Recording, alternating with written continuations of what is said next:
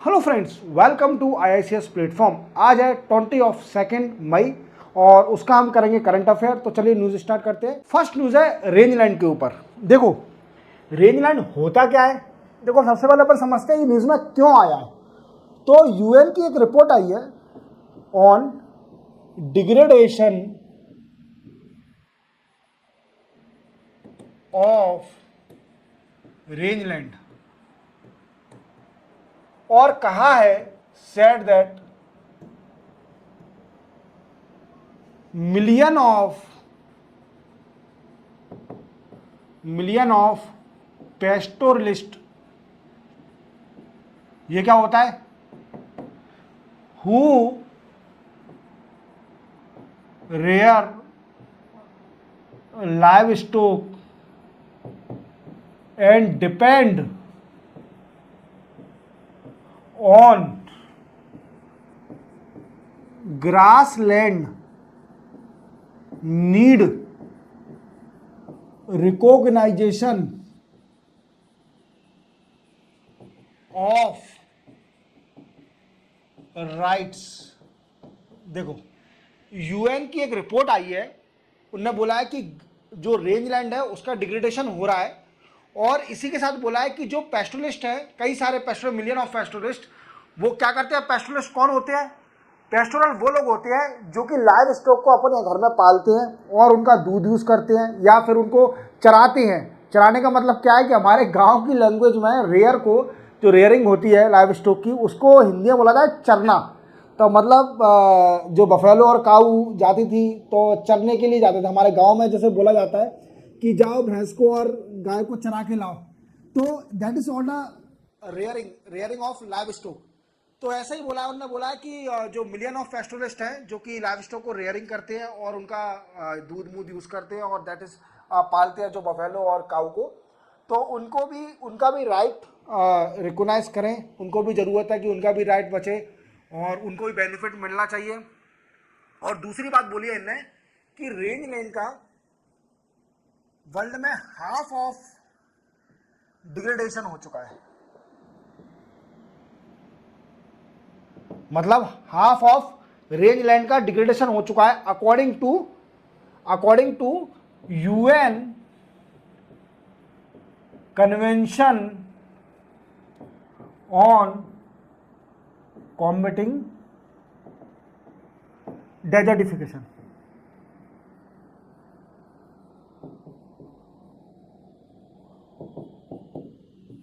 क्या है? UN convention of on combating desertification एक कन्वेंशन है यूनाइटेड नेशन का, जिसमें बोला गया है कि जो रेंज लैंड है वो हाफ डिग्रेड हो गई है। अब रेंज लैंड होता क्या है? कई सारे स्टूडेंट सोच रहे होंगे कि सर रेंज लैंड लगे हैं, ऐसा लग रहा है रेंज रोवर चला रहे हैं सर। तो रेंज रोवर तो गाड़ी आती है, रेंज लैंड होता क्या है? तो देखो, रेंज लैंड अपन समझते हैं रेंज लैंड होता क्या है। ये रेंज रोवर गाड़ी नहीं है। इतना समझ में आ गया होगा यूएन की रिपोर्ट ने क्या बोला, यूएन ने कितना बोला पेस्टोरलिस्ट के बारे में। तो देखो, रेंजलैंड क्या है?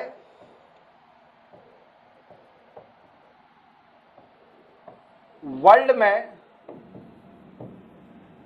80 million square kilometre area cover करती है और वो अप्रोक्सीमेटली है 54% of world area, world surface area. सोच रहे हो आप, रेंज लैंड में 54% एरिया तो रेंज लैंड का ही है, सरफेस एरिया। अब बार बार सर मेन बात तो बताइए सर, रेंज लैंड होता क्या है? तो देखो, रेंज लैंड होता है कि जैसे मान लीजिए desert area, degraded land, arid area, semi arid area, grassland, shrubland, wetland, mountain, plateau, ETC, these come under the rangeland। तो आप कह रहे होंगे सर आपने तो सभी कवर कर दिए, नहीं, रिमेनिंग भी है, प्लेन एरिया होता है। अब ये डिग्रेडेशन क्यों हो रहा है इस एरिया का? तो देखो सबसे बड़ी बात है जो हर साल क्या हर मीटिंग में डिस्कस कराया जाता है, क्लाइमेट चेंज। इसका रीजन, पहला रीजन। दूसरा human what we say, that's a population acceleration, or we can say that's a increase human population increment। Exploration भी बोल सकते हैं अपन, एक्सप्लोशन, पॉपुलेशन का एकदम बढ़ना,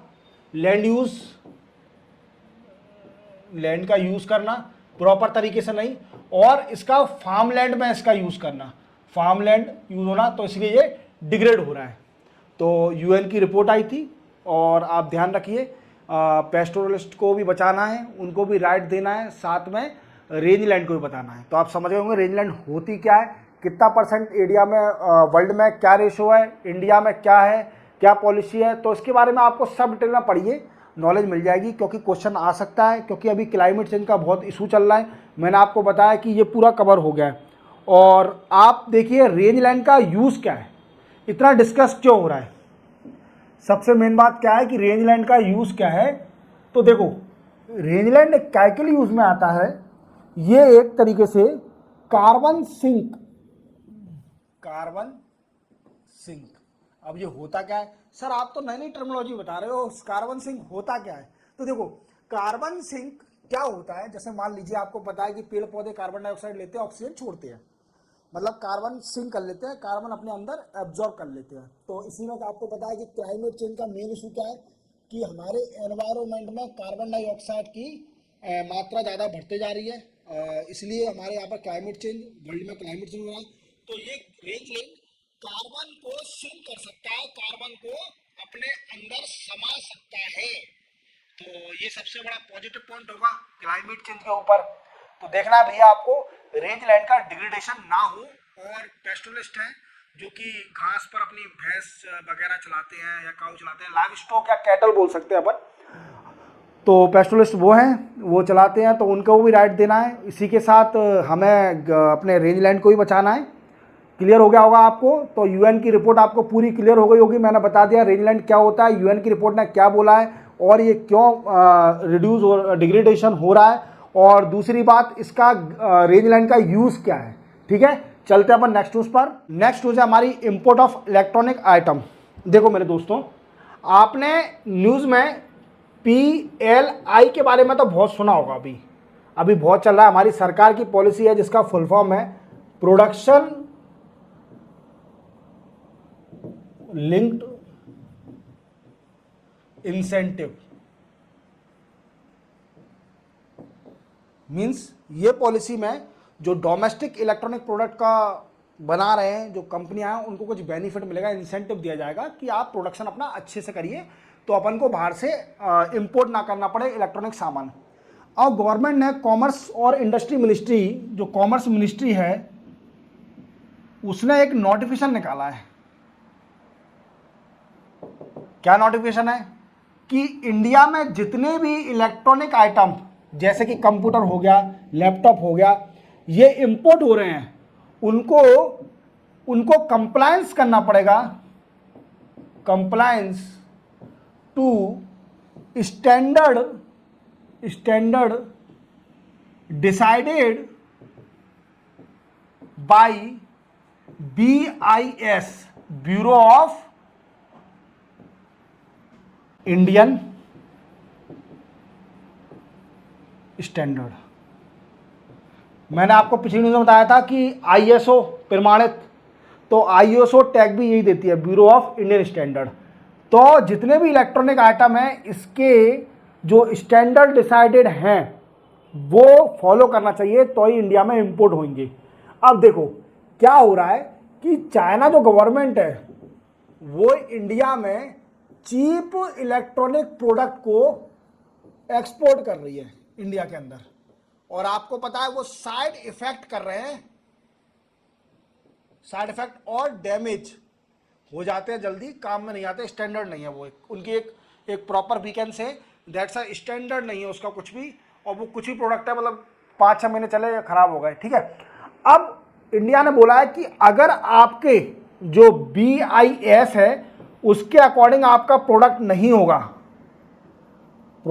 होगा तो वो री एक्सपोर्ट कर दिया जाएगा या फिर उसको तोड़ दिया जाएगा या स्क्रैप कर दिया जाएगा, स्क्रैप तो वेस्ट में डाल दिया जाएगा, ठीक है। तो यही रीजन है। तो आपको इस बात का ध्यान रखना है कि कॉमर्स मिनिस्ट्री ने नोटिफिकेशन निकाला है कि जितने भी इलेक्ट्रॉनिक सामान जो कि इंपोर्ट करे जाते हैं इंडिया के अंदर उनको एक स्टैंडर्ड फॉलो करना पड़ेगा, जो कि BIS ने डिसाइड करके रखा है, ब्यूरो ऑफ इंडियन स्टैंडर्ड, कि उसका स्टैंडर्ड आपको फॉलो करना पड़ेगा तो ही आपका इंडिया में इंपोर्ट होता है। अगर इन फ्यूचर अगर मतलब गलती से अनफॉर्चुनेटली अगर वो इंपोर्ट हो गया और उसने स्टैंडर्ड फॉलो नहीं करा, कंप्लायंस नहीं करा, तो उसको री एक्सपोर्ट कर दिया जाएगा या फिर उसके कचड़े के डिब्बे में फेंक दिया जाएगा। और मोस्टली इलेक्ट्रॉनिक सामान कंप्यूटर और लैपटॉप होते हैं। और हमारी गवर्नमेंट की एक स्कीम भी आई है जिसको मैंने बताया था, प्रोडक्शन लिंक इंसेंटिव, जो कि इलेक्ट्रॉनिक सामान का प्रोडक्शन बढ़ाएगा, डोमेस्टिक प्रोडक्शन बनाएगा, indigenous production of the electronic items. तो ये भी उसको एनहांस करने के लिए भी है। तो चलते अपन नेक्स्ट न्यूज पर। नेक्स्ट न्यूज है हमारी रिजर्वेशन के ऊपर। अब देखो, अभी आप राजनीति देख ही रहे होंगे कि आजकल गवर्नमेंट, मैं किसी पर्टिकुलर गवर्नमेंट के बारे में नहीं बोल रहा, आजकल गवर्नमेंट बड़े बड़े क्लेम कर रही है, मैनिफेस्टो में अपना बोल रही है कि हम रिजर्वेशन देंगे इस कम्युनिटी को और उस कम्युनिटी को रिजर्वेशन नहीं देंगे, मतलब वहाँ से कम कर देंगे या उनको, या जो भी है, मैं किसी कम्युनिटी का नाम नहीं ले रहा हूँ, गवर्नमेंट ऐसा क्लेम कर रही है। पर गवर्नमेंट, जो कर्नाटक गवर्नमेंट ने, उसने एक नोटिफिकेशन निकाला है, we can say that's 33%, 33% reservation to women in outsourcing job. अब ये आउटसोर्सिंग जॉब्स होती क्या है?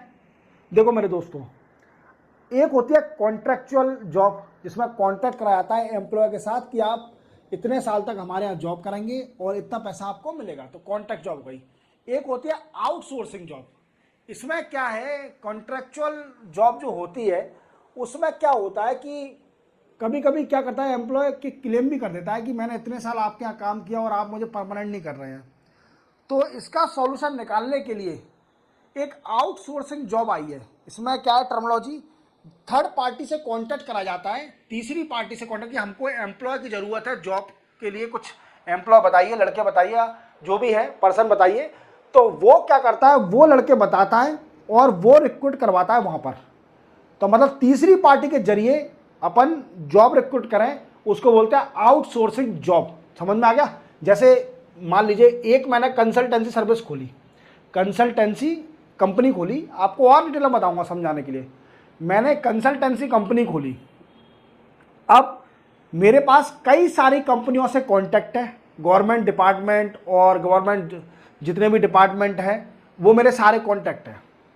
अब मान लीजिए गवर्नमेंट डिपार्टमेंट में कुछ एम्प्लॉय की ज़रूरत पड़ रही है फॉर पार्ट टाइम, ठीक है, पर उनको रिक्रूट नहीं करवाना है क्योंकि इतना टाइम नहीं है उनके पास, तो गवर्नमेंट जॉब के लिए रिक्रूट की ज़रूरत पड़ रही है, तो वो मेरे से डायरेक्ट कांटेक्ट करेंगे क्योंकि मेरी कंसल्टेंसी कंपनी है, और कि मुझे बताइए कुछ लड़के हो तो आपके पास, तो मैं कुछ लड़के या लड़कियां रिक्रूट करवाऊंगा उस गवर्नमेंट डिपार्टमेंट के अंदर, मतलब थर्ड पार्टी हूँ मैं। समझ में आ गया? क्लियर हो गया?